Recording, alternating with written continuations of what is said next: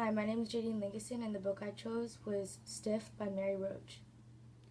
The way the book was functioned and the way Roach divided her book into different topics was written about different use of cadavers.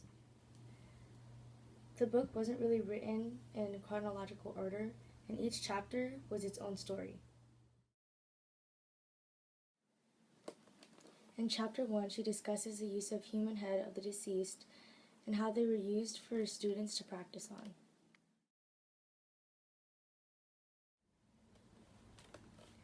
In chapter 2, she talks about body snatching and how the dead bodies were used for science projects. She then talks about her trip to a research lab that studied the decay of human body after death and the effects of decay. In chapter 4, she discusses cadavers being test dummies for car wrecks. In chapter 5, she discusses airplane victims that passed away and how their wounds might have shown where they were in the plane.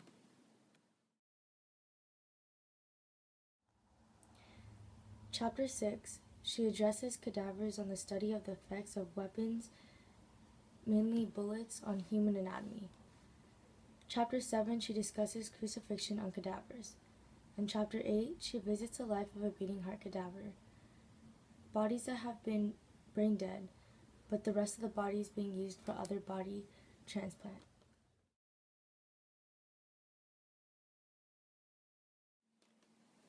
In the last few chapters, she talks about corpse and cannibalism, and whether or not she would donate herself to science after she passes away. The bibliography showcases her writing because her writing is based on scientific evidence. This is helpful because we know the information was reliable.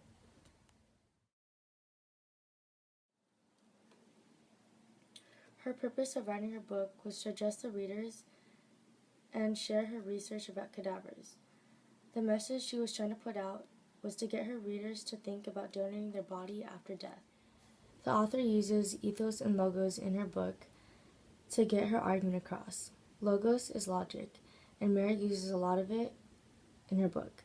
She uses historical events to further support her argument, and she also uses other trustworthy sources. Ethos is ethics. The information she puts out is reliable because she goes straight to the source. The author uses a lot of outside sources. She goes to different places and talks to different specialists to get her information. In Chapter 1, she attends a facial anatomy and facelift course to see the surgeons at work.